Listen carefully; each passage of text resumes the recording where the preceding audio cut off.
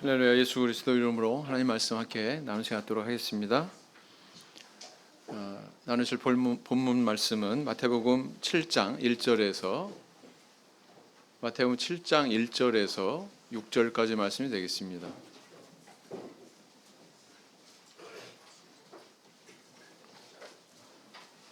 (7장 1절에서 6절까지 말씀을 다 같이 짧으니까요 한 목소리로 읽도록 하겠습니다. 시작. 비판을 받지 아니하려거든 비판하지 말라. 너희의 비판하는 그 비판으로 너희가 비판을 받을 것이요 너희의 헤아리는 그 헤아림으로 너희가 헤아림을 받을 것이니라. 어찌하여 형제의 눈 속에 있는 티는 보고 내 눈 속에 있는 들보는 깨닫지 못하느냐? 보라, 내 눈 속에 들보가 있는데 어찌하여 형제에게 말하기를 나로 내 눈 속에 있는 티를 빼게 하라 하겠느냐? 외식하는 자여, 먼저 내 눈 속에서 들보를 빼어라. 그 후에야 밝히 보고 형제의 눈 속에서 티를 빼리라. 거룩한 것을 개에게 주지 말며 너희 진주를 돼지 앞에 던지지 말라. 너희가 그것을 발로 밟고 돌이켜 너희를 찢어 상할까 염려하라. 네. 어떤 소경이 밤길을 나서게 됐습니다. 그런데 이 소경은 지혜가 있어서 손에 등불을 들고 길을 나섰습니다. 소경이 등불을 들고 밤길을 그것도 나섰다는 것입니다. 자기가 걸어가는 그 길을 비추기 위해서가 아니라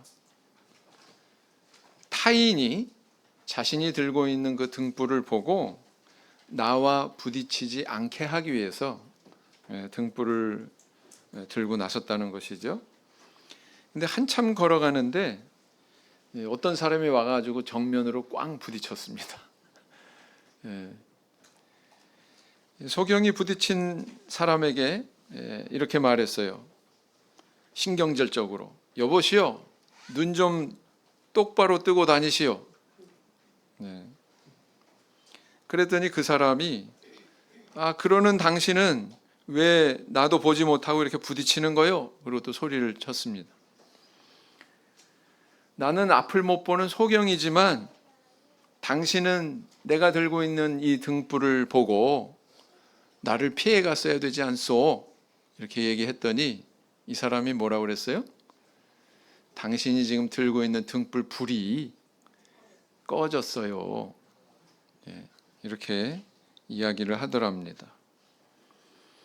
이처럼 아무리 지혜를 발휘해도 근본적으로 소경이라면 한계가 있다.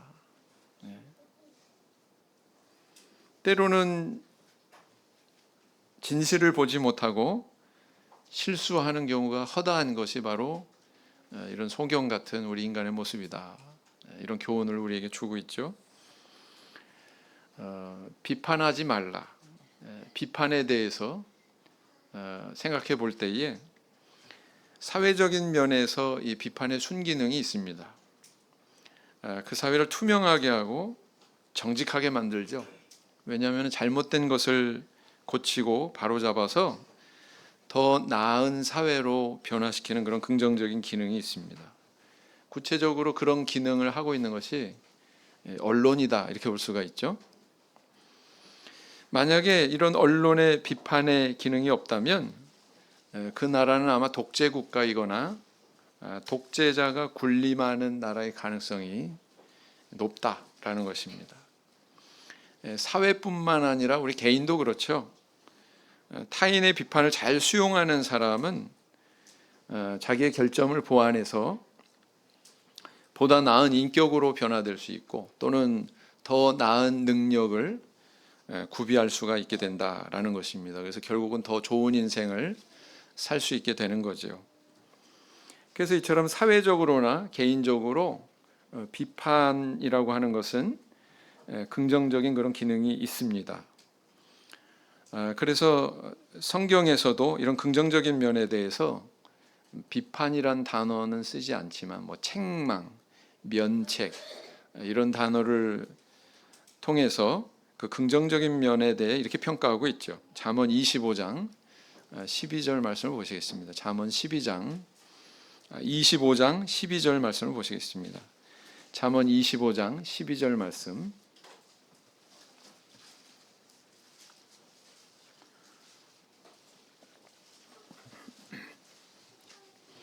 잠언 25장 12절 말씀 같이 읽겠습니다. 시작. 슬기로운 자의 책망은 청종하는 귀의 금고리와 정금 장식이니라. 27장 5절 또 찾겠습니다. 27장 5절. 27장 5절 같이 읽겠습니다. 시작. 면책은 숨은 사랑보다 나으니라. 이처럼 성경의 여러 곳에서 비판 또는 책망, 면책 이런 것들에 대한 긍정적인 측면을 언급하고 있습니다. 그럼에도 불구하고 오늘 말씀을 보면 예수님의 이 산상보훈에서 비판하지 말라, 이 교훈의 말씀을 우리에게 주시고 계시거든요. 같은 성경인데 성경의 이곳을 보면 이렇게 긍정적인 면을 표현하고 있고, 또 이 산상보훈을 보면 또 부정적인 그런 표현을 하고 있고, 도대체 이걸 우리는 어떻게 이해하고 이 교훈을 받아들여야 될까요? 그래서 오늘 이 산상보훈에서 비판하지 말라, 이 교훈의 의미에 대해서 함께 묵상하고 은혜를 나눌 시간을 가지고자 합니다. 자, 6장의 마지막 부분은 성도의 물질관에 대한 교훈이었습니다. 부자이건 가난한 자건 다 동일하게 어떤 태도로 살아야 된다고요? 그 나라와 그 의를 먼저 구하라, 이렇게 말씀하지 않았습니까? 그리고 이제 7장부터는 다시 새로운 주제가 시작이 되고 있습니다. 그 주제는 바로 뭐냐면은 대인 관계에 대한 교훈이다, 이렇게 울타리를 쳐볼 수가 있죠. 그 첫 번째가 뭐냐면은 비판하지 말라라는 이 교훈이다라는 것입니다. 이 비판하다라고 하는 단어를 살펴보면 헬라어로 크리노 그래요. 크리노. 사전적인 뜻은 뭐냐면은 분리하다, 구별하다, 선택하다, 판단하다. 굉장히 다양하죠? 이런 뜻이 다 함의 되어 있는 것이 크리노라고 하는 단어입니다. 우리 한글 성경에서는 어떻게 번역이 많이 됐느냐? 뭐 비판하다 이렇게도 번역이 됐지만 심판하다, 재판하다 이런 단어로 번역이 된 예가 상당히 많습니다. 그래서 판단하다, 재판하다 이게 굉장히 많아요. 한자로 또 살펴보면 비판이라고 하는 이 단어는 비라고 하는 이 한자어는 비평하다 이런 뜻이고요. 판은 바로잡는다 이런 뜻입니다. 어때요? 좋은 뜻이에요, 아니에요? 바로잡는다는데 좋은 뜻 아닙니까? 네. 이 비판은 그래서 비방이나 비난과는 다르다. 비방이나 비난과는 다르다라는 것입니다. 단순히 남을 헐뜯는 것이 아니라 이것은 고쳐서 개선한다고 하는 이런 좋은 뜻을 품고 있죠. 그래서 이렇게 그 사전적인 의미를 보아도 비판 안에는 굉장히 긍정적인 뜻을 그렇게 포함하고 있습니다. 그럼에도 불구하고 예수님 오늘 이 산상보훈의 말씀에서 뭐라고요? 비판하지 말라, 이렇게 교훈하고 있다는 뜻입니다. 자, 그러면 그 이유는 뭘까요? 첫 번째 이유, 비판하게 되면 자기가 비판을 받게 되기 때문에 그렇습니다. 7장 2절 말씀을 보시면, 다시 마태복음 7장 2절로 건너가서 보시면, 너희의 비판하는 그 비판으로 너희가 비판을 받을 것이요 너희의 헤아리는 그 헤아림으로 너희가 헤아림을 받을 것이니라.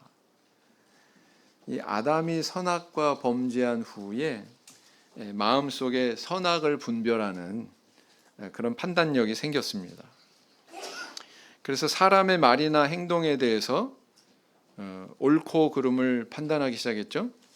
그런 성향은 누구에게나 다 있어요. 다 있습니다. 근데 문제는 뭐냐?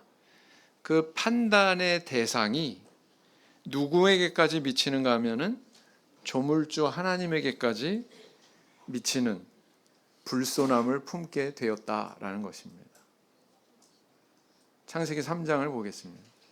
창세기 3장 12절.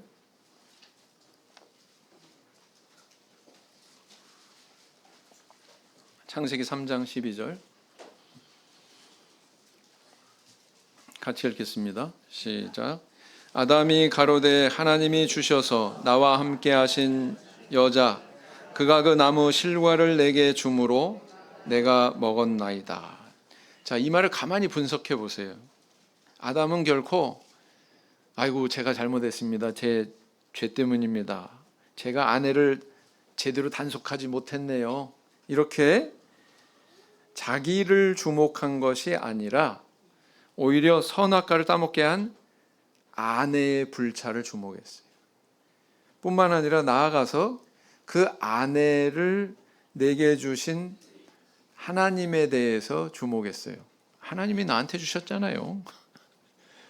이 여자 때문에 그랬단 말이에요. 이렇게 얘기하고 있단 말이죠. 그래서 아담의 이 말은 아내를 비판하고 있고 심지어는 나아가서 누구를 비판하고 있는 거예요? 하나님을 비판하고 있는 거예요. 하나님을 판단하고 있는 거예요. 하나님을 크리노하고 있는 거예요. 피조물이 조물주 하나님을 비판하고 판단하고 재판하고 있다라는 겁니다. 기가 막히죠? 네. 쉽게 표현하면 아담이 하나님 머리 꼭대기에 앉아 있는 거다 이렇게 표현할 수가 있습니다. 이것이 아담이 범죄한 이후에 인간에게 나타난 현상이에요. 그걸 여실히 보여주고 있습니다. 그런데 이런 불손함의 절정에 달한 사건이 4,000년 뒤에 일어납니다. 어디에서요? 어디에서 일어났을까요? 네, 바로 이 땅 위에서 예수님의 십자가 사건을 통해서 나타납니다. 마태복음 27장 22절을 보겠습니다. 마태복음 27장 22절을 보겠습니다.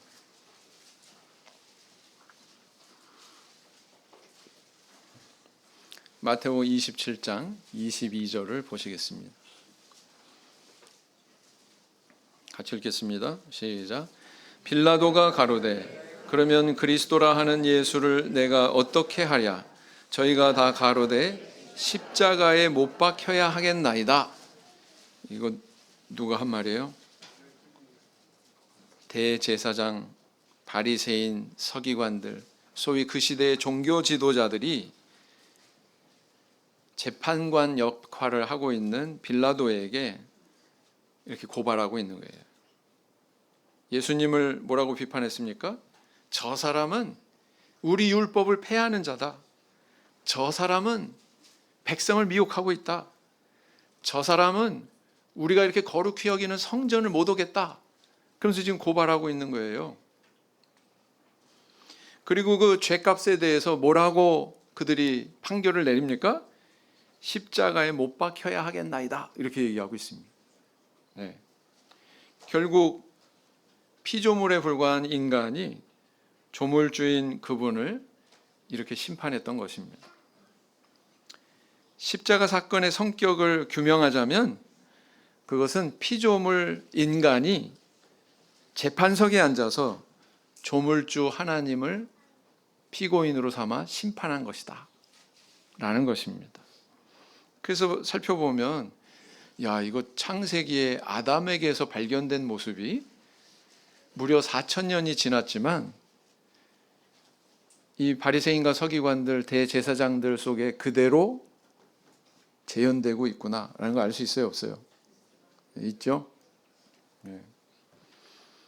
그래서 오늘날에도 우리 안에도 이런 성향이 있을까요? 없을까요?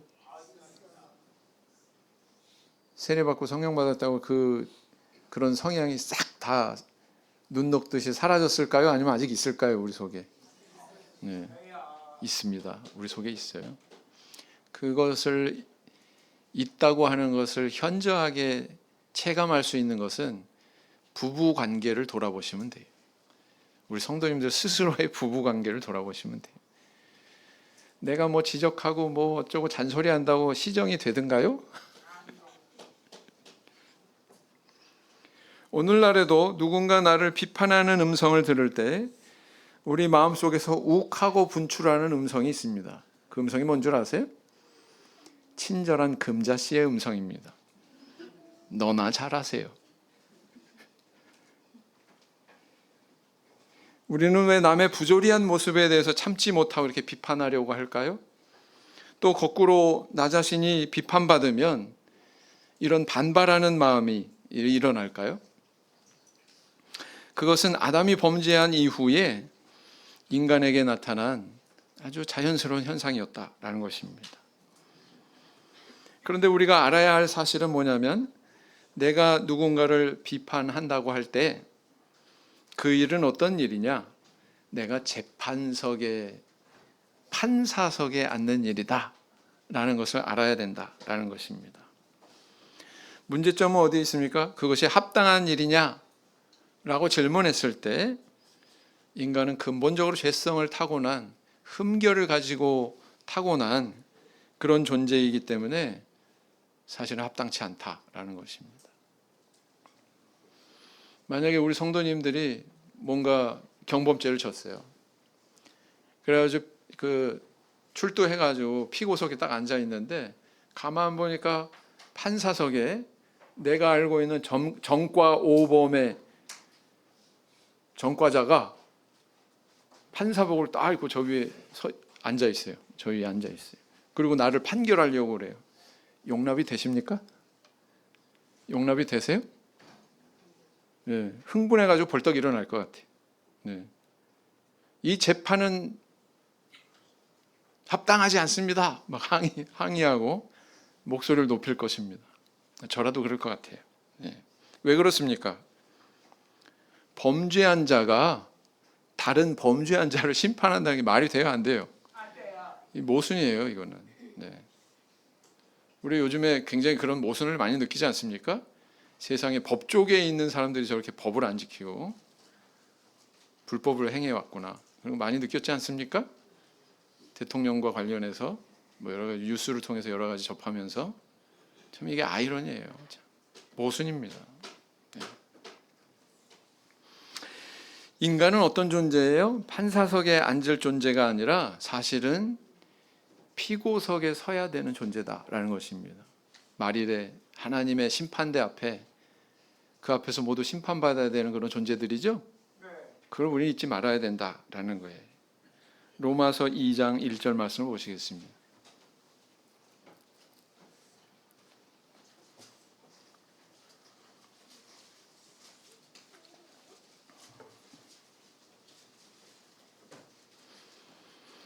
로마서 2장 1절 말씀 같이 읽겠습니다. 시작. 그러므로 남을 판단하는 사람아, 물론 누구든지 내가 핑계치 못할 것은 남을 판단하는 것으로 내가 너를 정죄함이니 판단하는 내가 같은 일을 행함이니라 그랬어요. 그래서 모든 인간에게 발견되는 성향이 있죠. 자신의 흠결에 대해서는 한없이 너그럽고 어두워요. 내가 잘못한 줄 몰라요. 반면 남의 흠결에 대해서는 아주 한없이 엄격하고 정확하다라는 것입니다. 어떤 사람도 이런 굴레에서, 이런 성향에서 자유롭지 못해요. 그렇게 느끼십니까? 그렇게 느끼세요? 그렇게 느끼신다면 그건 대단한 거예요. 희망이 있고 미래가 있는 사람입니다. 다윗 왕을 보십시오. 시편의 대부분의 저작은 누구의 것입니까? 다윗의 것입니다. 시편을 읽다 보면 뭘 느끼세요? 야, 이 다윗이 하나님과 이렇게 교제가 깊은 사람이구나. 야, 이렇게 자신에 대해서 깊이 성찰하는 사람이었구나. 그가 얼마나 자기 양심에 대해서 밝은 사람인지 몰라요. 예, 얼마나 정결한지 몰라요. 예, 시편의 글을 읽으면. 그런데 어느 날 그런 다윗이 우리아의 아내 바세바를 범하지 않습니까? 범할 뿐만 아니라 그 남편 되는 우리아조차 또 살해하지 않습니까? 더 나쁜 건 그렇게 행하고서는 모든 걸 다 은폐해요. 네, 감춰버립니다. 어느 날 나단 선지자가 그 앞에 나타나서 비유를 베풀죠. 여기 양을 많이 소유한 어떤 부자가 있고 양이 한 마리뿐인 가난한 사람이 있는데, 이 부자가 손님 왔다고, 자기 손님 접대하겠다고 가난한 양 한 마리뿐인 이 사람의 양을 빼앗아서 손님을 접대했다. 당신 같으면 이 사람 어떻게 재판할 거냐? 다윗한테 이렇게 질문합니다. 그랬더니 다윗이 어떤 태도를 보였습니까? 버럭 화를 내면서 이렇게 말했죠. 여호와의 사심을 가리켜 맹세하노니 이 일을 행한 사람은 마땅히 죽을 자라. 뭐라고요? 마땅히 죽을 자라. 바로 그때 나단 선지자가 의미심장한 말을 이렇게 던집니다. 당신이 바로 그 사람이요. 다윗은 결국 자기 입술로 누구를 정죄한 거예요? 자기 자신을 정죄한 거예요. 세상에 이렇게 자기를 모를 수 있을까? 다윗이 그렇게 시편에서 하나님과 깊은 교제를 하고 자기를 성찰했던 다윗이 이렇게 자기에 대해서 어둡다고? 그럼 우린 말할 것도 없죠, 뭐. 그렇지 않습니까? 그래서 내가 남을 비판하기 전에 우리는 두 가지를 먼저 기억해야 된다라는 것입니다. 첫째는 뭐냐면, 내가 누군가를 비판한다면 그것은 내가 판사석에 앉는 거다. 판사석에 앉는 것과 똑같은 일이다. 둘째는 뭐냐면은, 나도 내가 옳다고 생각하는 그 똑같은 기준으로 나도 판결을 받아야 된다라는 것을 우리는 기억해야 된다는 것입니다. 야고보서 4장 11절 말씀을 보시겠습니다. 야고보서 4장 11절 말씀.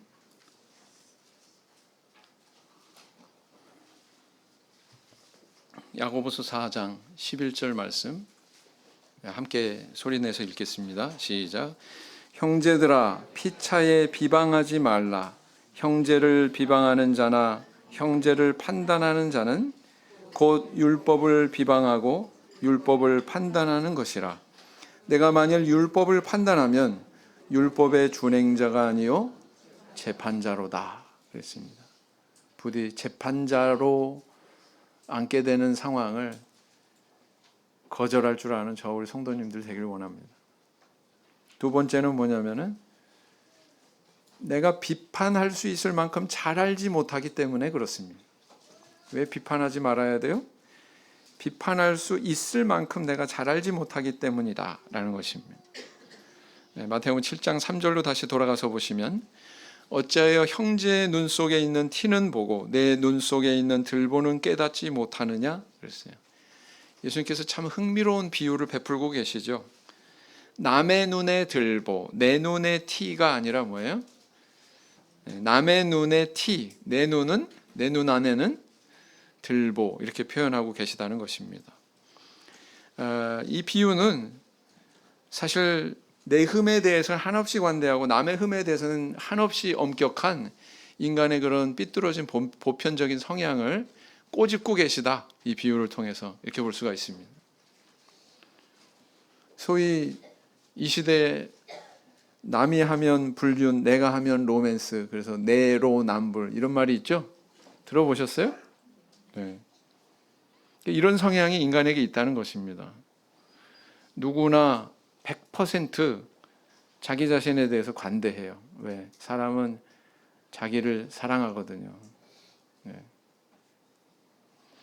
그리고 그런 성향이 있다 보니까 자기를 합리적으로 보는 게 아니라 자신의 모습을 합리화시키는 데 빨라요. 그게 인간이다 라는 것입니다. 반면 남에 대해서는 냉혹할 만큼 정확하게 판단하고 정확하게 다루려고 하는 그런 성향이 있다라는 것입니다. 선글라스 끼고 터널에 들어가 가지고는 제가 몇 번 얘기했잖아요. 뭐 했다고요? 이 공무원들이 할 일 안 한다고.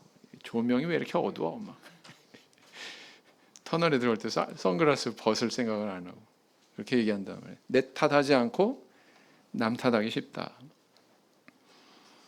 전기 렌즈를 샀는데 타이머를 잘못 다뤄가지고 다룰 줄을 몰라서 이 반대 방향으로 돌려야 되는데 역방향으로 돌려가지고 제대로 작동이 안 되거나 이거 물건 불량품이구만.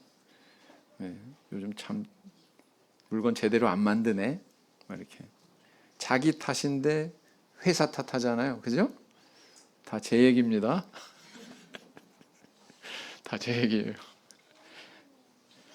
이처럼 대부분 사람들이 내 문제가 아니라 타인의 문제로 이렇게 간주하는 그런 성향이 강하다라는 것입니다. 주님은 이걸 바로잡기 위해서 우리가 취해야 될 바른 태도에 대해서 말씀하고 계십니다. 내 안에 있는 흠결을 티가 아니라 들보로 봐야 되고, 또 그다음 뭐예요? 그가 먼저 티를 빼기를 바라기보다 내가 먼저 들보를 빼야 된다. 이게 두 가지를 말씀하고 계십니다. 그래서 나의 흠결을 보는 인식의 방향이 달라야 된다. 그리고 일을 해결하는 순서를 바꿔야 된다. 이렇게 얘기하고 계시는 겁니다. 바깥에서 해결하려고 그러지 말고 너 스스로가 먼저 해결해라. 이렇게 얘기하고 있는 것입니다. 그죠? 네, 그래야 그도 그리고 나도 좋은 결과를 맞이할 수 있다. 이렇게 말씀하고 계신 거거든요. 마태복음 7장 5절 보시면 외식하는 자여 먼저 내 눈 속에서 들보를 빼어라. 그 후에야 밝히 보고 형제의 눈 속에서 티를 빼리라. 어때요? 순서를 말씀하고 계시죠? 네. 우리가 비판을 하는 목적은 남을 변화시키기 위해서 그런 거예요. 상황을 또 바꾸기 위해서 그런 것입니다. 그런데 우리 성도님들 한번 생각해 보세요. 체험상 결함을 정확하게 지적하는 것으로 남을 변화시킬 수 있던가요? 멀리 볼 것도 없어요. 집안에서 내 남편, 내 아내에 대해서 당신은 말이야. 그리고 이제 이야기를 꺼내잖아요. 정확하게 그걸 지적하는 것으로 사람을 변화시키던가요? 네, 전혀 그렇지 않다라는 것입니다. 그래서 예수님은 다른 방향에서 말씀하고 계신 거예요. 너 자신이 먼저 변화해야 남도 변화된다. 이거 얘기하고 있는 거죠. 네. 이것은 대단히 우리의 경험과 일치하는 실제적인 교훈이다. 이렇게 볼 수가 있습니다. 심리학자들도 실험을 통해서 말하기를 이렇게 비판하고 지적하고 하는 것보다는 칭찬과 인정, 이것이 바로 사람을 변화시킨다 또는 동물을 변화시킨다 이렇게 이야기하죠. 그 뭐 서커스 묘기 하는 짐승들 보면은요, 막 그냥 무서운 그런 맹수도, 사자, 호랑이 막 이런 맹수도 그 조련하는 사람이, 조련사가 막 채찍으로 쫙 해서 쫙 때리고 막 이러면서 뭘 지시하는 듯 하면 그 앞에서 꼼짝 못하고 순종하지 않습니까? 그 채찍이 막 동원이 되고 막 그러니까 저는 맨 처음에는 야, 굉장히 혹독하게 막 학대하고 그러면서 길들이나 보다 그렇게 생각했는데, 하나같이 조련사들이 말하는 게 일치합니다. 채찍으로 길들이는 게 아니라 뭘로 길들인다고 그래요? 네? 칭찬과 먹이로 길들인답니다. 네, 칭찬과 먹이로. 이런 사례를 보면 뭐 사람이건 짐승이건 비판하고 비평하고 하는 것보다 칭찬과 인정이 변화시키고 그 사람을 발전시킨다라는 것을 알 수가 있죠. 그래서 만약에 그가 진정으로 변화하기를 바란다 할 것 같으면은 예수님께서 우리에게 주신 이 교훈의 말씀에 대해서 우리 귀를 기울여야 된다라는 것입니다. 부디 비판보다는 인정과 칭찬의 말을 먼저 하는 저 우리 성도님들이 되길 원합니다. 그 다음에 이제 세 번째는 뭐냐면은 왜 비판하지 말라고 하셨어요? 그 이유는 세 번째 이유, 비판한 자신이 큰 해를 입을 수 있기 때문이다. 이렇게 말씀하고 계십니다. 비판한 자신이 큰 해를 입을 수 있으니까 함부로 하지 마라. 이렇게 말씀하시는 거거든요. 7장 6절 마지막 절을 보시겠습니다. 거룩한 것을 개에게 주지 말며 너희 진주를 돼지 앞에 던지지 말라.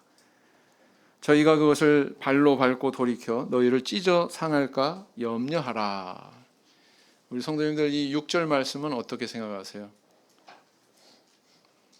흔히 이제 굉장히 좀 부도덕하고 아니면 좀 거칠고 이런 분한테 복음 전하지 마라 이런 얘기할 때 자주 이용하기도 하는 그런 적이 있거든요. 제가 들어본 적이 있거든요.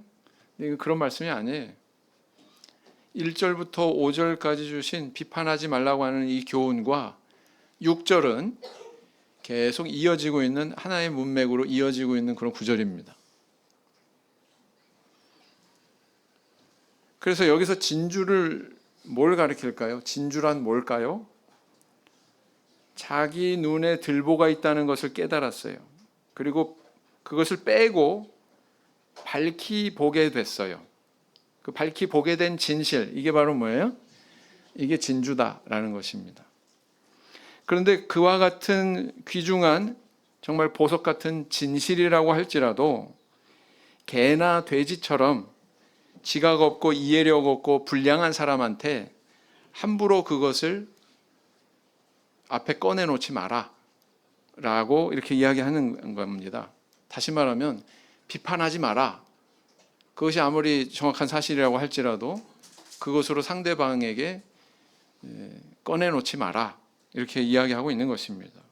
그것을 주워 보았자 받아들이기는커녕 오히려 공격하고 달려들어서 너 자신이 상처받는 그런 상황이 벌어진다. 지금 이걸 얘기하고 있는 것입니다. 우리는 때때로 착각을 하죠. 내 의지와 내 동기가 순수하면 다 받아들여지고 다 좋게 그렇게 해결이 될 것으로 이렇게 낙관을 하지만 그러나 현실은 그렇지 않다라는 것입니다. 내가 아무리 동기가 순수하고 내 의지가 순수해도 상대가 만약에 그것을 수용할 만한 마음의 준비가 안 되어 있으면 전혀 다른 결과가 나온다는 거죠. 전혀 다른 결과가 나온다는 것입니다. 자, 어떤 예를 들을 수 있을까요? 모세가 40대가 됐습니다. 애굽의 바로의 궁에서 40년 세월을 보내가지고 귀족으로 살아왔어요. 말하자면 황실의 귀족으로 살아온 그가 사실은 마음속에 가려져 있는 동족애가 있었습니다. 누구를 겨냥한? 자기 같은 피를 나는 히브리 민족을 향한 동족애가 있었어요. 애굽 사람이 자기 동족을 학대하는 것을 보고 참지 못하고 이 모세가 쳐가지고 애굽 사람을 죽이지 않습니까? 그리고 그 이후에 또 다른 사건이 일어납니다. 이번엔 자기 동족인 그 형제들끼리 싸우는 그런 모습을 보고는 그 싸움을 만류하려고 하다가 그 왜 만류하려고 했겠어요? 여전히 그 마음속에 뭐가 있었기 때문에? 동족애가 있었기 때문에. 동족애가 있었기 때문에. 그러나 정작 이 사람들한테는 모세가 동족으로 받아들여졌을까요? 안 받아들여졌을까요? 아마도 안 받아들여졌던 것 같아요. 애굽 황실에서 40년 떵떵거리면서 이렇게 생활한 네가 우리한테 끼려고 그래? 이런 마음이었던 것 같아요. 우리도 죽이려느냐? 이 한마디에 기겁을 해가지고 모세가 주랭랑을 치죠. 미디안 광야로. 그렇게 간섭하지 않았으면 그런 일도 없었잖아요. 그런데 그 일을 통해서 그는 결국은 다른 인생을 살아가게 되는 좋지 않은 그런 결과를 맞이했더라라는 것입니다. 자, 모세는 이렇게 아무리 좋은 뜻 동족애를 가지고 다가갔어도 히브리 노예들은 그 모세의 마음을 받아들일 준비가 되어 있었어요? 없었어요? 없었어요.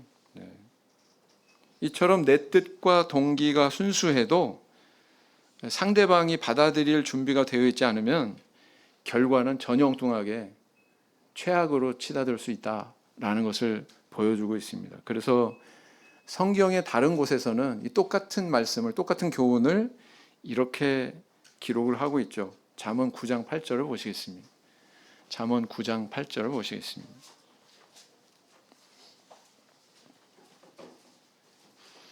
잠언 9장 8절 다 같이 읽겠습니다. 9장 8절 시작. 거만한 자를 책망하지 말라. 그가 너를 미워할까 두려우니라. 지혜 있는 자를 책망하라. 그가 너를 사랑하리라. 이렇게 말씀하고 있죠. 예수님의 애제자 베드로가 있습니다. 본래 이름은 시몬인데 예수님께서 뭔가 미래를 겨냥하시면서 그를 계명시켜 주셨어요. 베드로의 뜻이 뭐예요? 베드로, 페트로스. 이 이름의 뜻이 뭐예요? 반석, 이런 뜻입니다. 반석은 어떤 인상을 주고 있습니까? 단단하고 견고하고 움직이지 않고 우직하고, 이게 바로 반석의 이미지 아니에요? 그런데 복음서에 나타난 이 베드로의 언행을 보면 참 가관입니다. 조금 지켜 세워주면 잘난 척하고, 조금 상처받으면 그냥 쉽게 낙심하고, 다른 제자들은 다 배신해도 나는 배신하지 않겠습니다. 이렇게 막 자기 우월감에 젖어서 호언장담하고, 그러더니 오히려 맹세까지 하면서 예수님 3번이나 부인하고. 여러분, 이런 베드로의 행동을 볼 때 어때요? 반석다워요? 저는 이 행동거지를 보면 딱 어울리는 이름은 이렇게 지어야 된다고 생각합니다. 조변석계. 조변석계. 전혀 반석답지 않아요. 네.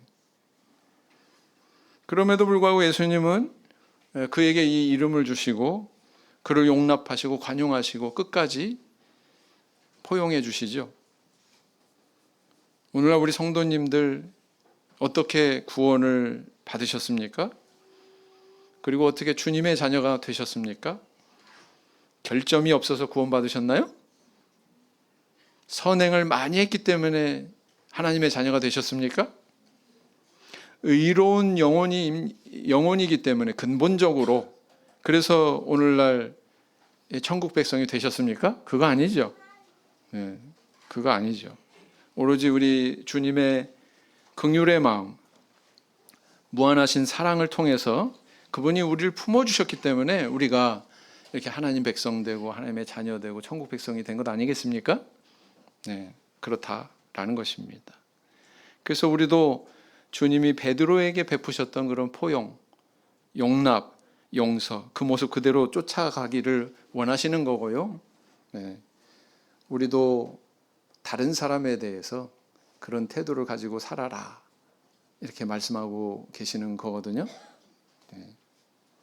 바로 이런 예수님의 관용의 모습이 저 우리 성도님들의 모습이 되길 원합니다. 로마서 14장 1절, 로마서 14장 1절 말씀을 보시겠습니다. 로마서 14장 1절,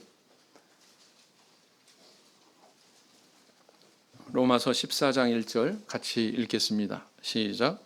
믿음이 연약한 자를 너희가 받되 그의 의심하는 바를 비판하지 말라. 비판하지 말라. 다른 연약한 성도에 대해서 비판하지 말라. 영성은 만남입니다. 김상두 씨라고 하는 분이 지은 책에 있는 한 대목입니다. 제목, 나는 어찌 된 사람입니까? 기분이 멈추면 일도 멈추고 기분이 살아나면 일합니다. 기분이 좋으면 천사처럼 행동하지만 기분이 나쁘면 악마로 돌변합니다. 나는 어찌 된 사람입니까?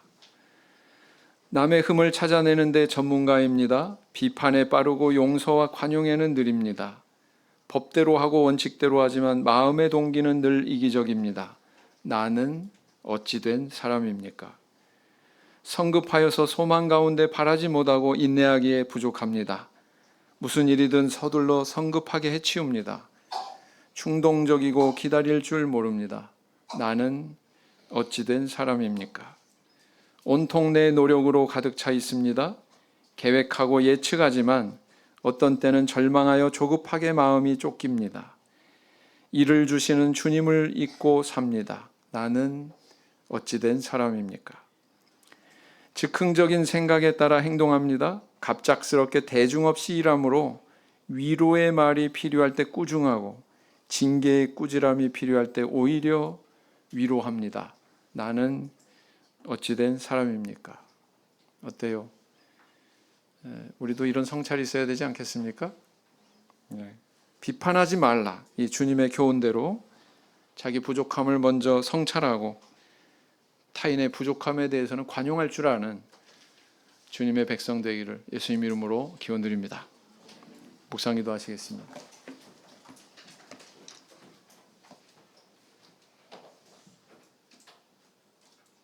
아멘.